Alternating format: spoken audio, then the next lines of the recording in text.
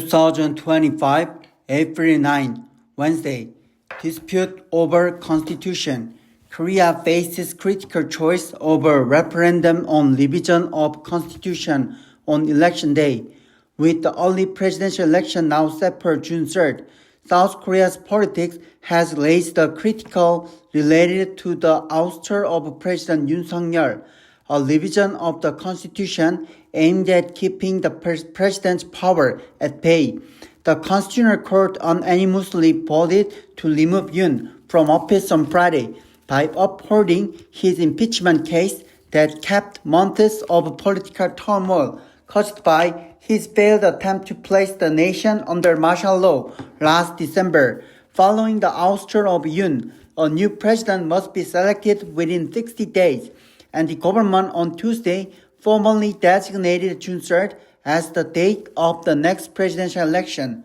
The martial law decree, the first since the late 1980s, and its sweeping fallout on multiple fronts of the nation are now widely perceived as the result of overwhelming powers given to a president in South Korea.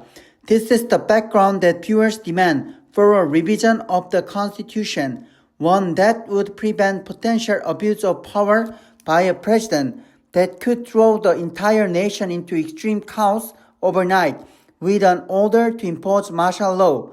National Assembly Speaker Woo Won-sik proposed on Sunday that the country should hold a national referendum on the revision of the Constitution for that purpose on the same day of the early presidential election. A constitutional amendment is necessary to further strengthen the pillars of the separation of powers, to ensure popular sovereignty and national unity, Woo said. In South Korea, the President or National Assembly can propose a constitutional amendment. The passage requires approval by a two-thirds majority in the Assembly and then by a majority in a national referendum in which more than half of eligible voters participate.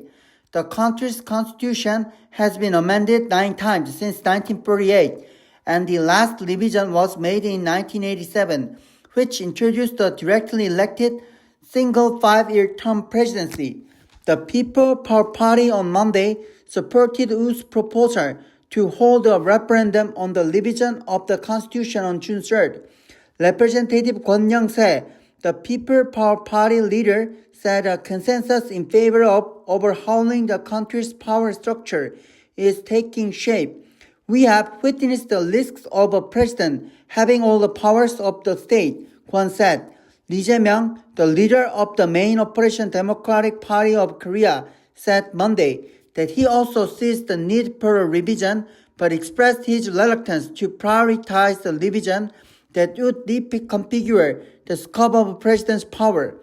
Lee, who is seen as a front-runner in the upcoming presidential election, said that it is more important to stop Yoon's attempt to destroy democracy and put an end to Yoon's insurrection.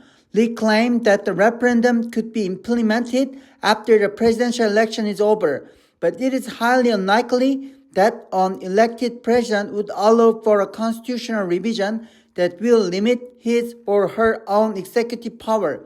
Lee's refusal to agree with the proposed revision is interpreted as a sign that he does not want a change in the current presidential election race, which seems to favor him over other political rival candidates.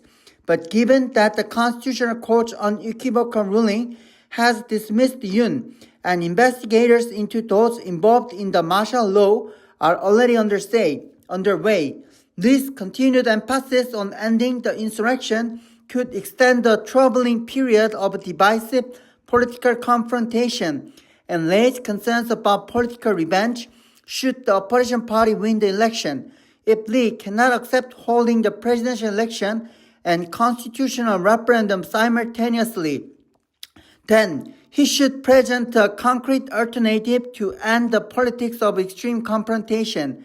After all, extending the current political system for another 5 years, one marked by mutual hostility and absence of checks, dialogue, or compromise, offers little promise of meaningful change.